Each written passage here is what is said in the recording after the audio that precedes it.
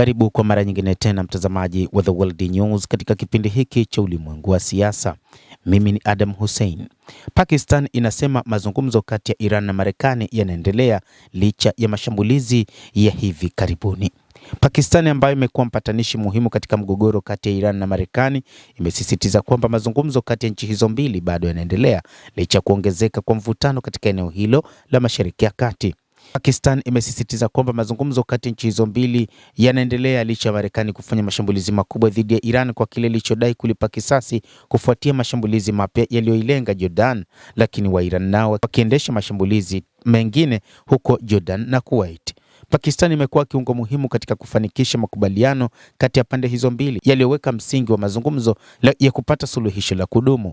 Msemaji wa Wizara ya Mambo ya Nje ya Pakistan, Tahir Andrabi, amewaambia waandishi wa habari kuwa mazungumzo kati ya Washington na Tehran yanaendelea hasa kuhusu mlango wa bahari wa Hormuz na juhudi za kupunguza mvutano. Andrabi alisema nchi yake inafanya kila iwezalo kuzirudisha Marekani na Iran kwenye mazungumzo ya kiufundi chini ya makubaliano hayo. Mazungumzo ya awali yalifanyika baada ya makubaliano kusitisha mapigano mwezi Aprili yaliyokwama. Usitishaji huu wa mapigano ulivunjika mapema mwezi huu na Iran ikaufunga tena mlango wa bahari wa Hormuz, njia muhimu ya usafirishaji wa mafuta na gesi duniani. Walinzi wa mapinduzi wa Iran walisema Alhamisi kuwa meli mbili za kubeba mafuta zilizokuwa zikijaribu kupita katika njia hiyo kwa msaada wa Marekani zimelazimika kurejea baada ya moja ya meli hizo kuwaka moto. Hata hivyo, Saudi Arabia imeweka mkakati mpya wa ulinzi baharini. Wakati hayo yakiripotiwa, Saudi Arabia imetangaza kuunda muungano wa nchi 14 za ukanda huo kwa ajili ya kuimarisha ulinzi wa baharini na kuhakikisha usalama wa usafiri kupitia mlango wa bahari wa Bab al-Mandab. Hatua hiyo imekuja baada ya wapiganaji wa Kihuthi nchini Yemen wanaoungwa mkono na Iran kutangaza wiki iliyopita kuwa wameweka vikwazo vya usafiri wa baharini dhidi ya Saudi Arabia na kudai kufanya mashambulizi dhidi ya meli za mafuta za Saudia katika bahari ya Sham. Njia hiyo nyembamba ya bahari ya Bab al-Mandeb ni muhimu kwa usafirishaji wa mafuta ghafi ya Saudia kwenye soko la kimataifa, hasa baada ya usafirishaji kupitia lango la Hormuz kutatizwa kutokana na mvutano kati ya Marekani na Iran. Tafsiri ya hili ni kwamba Saudi Arabia pia imeogopa namna ya kufanya mapambano dhidi ya Iran kupitia lango la bahari la Hormuz na kwamba imetafuta njia nyingine kwa ajili ya usafirishaji wa mafuta na inaona kwamba pengine kuna uwezekano wa kulishinda kundi la wapiganaji wa Kihuthi. Mapema jana Alhamisi, jeshi la Marekani lilisema limefanikiwa kufanya mashambulizi makubwa dhidi ya Iran likilenga maeneo ya kimkakati ya walinzi wa mapinduzi yakiwemo makao makuu ya uongozi wa kijeshi, lakini Iran ikidai imelipa kisasi kwa kufanya mashambulizi makubwa.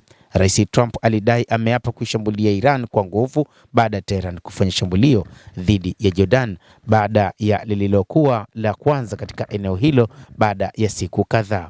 Tawi la walinzi wa mapinduzi la Kiislamu la Iran IRGC katika jimbo la Zanjan kaskazini magharibi mwa Iran limesema wanachama wake watatu waliuawa katika shambulizi la Marekani.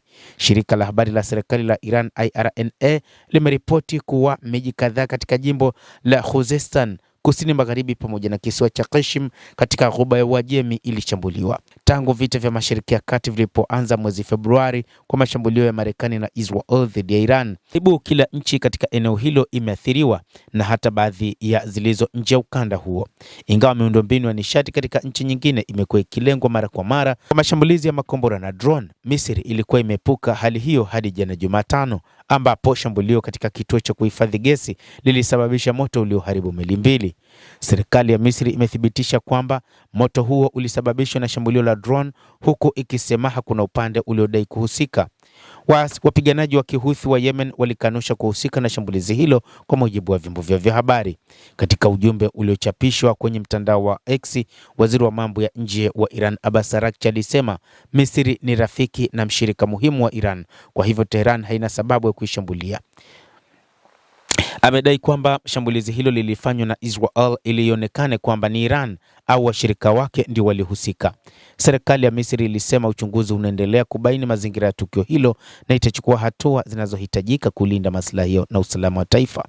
Katika mazungumzo na simu na waziri mkuu wa Hispania Pedro Sanchez, rais wa Misri Abdel Fattah al-Sisi alisisitiza umuhimu wa jumuiya ya kimataifa kushirikiana na kusitisha ongezeko hilo la mvutano. endelea kutufuatilia, lakini ni kusihi usisahau kulike, kucomment, kadhalika kusubscribe channel yetu hii upate habari hizi kwa mapana hapa The World News.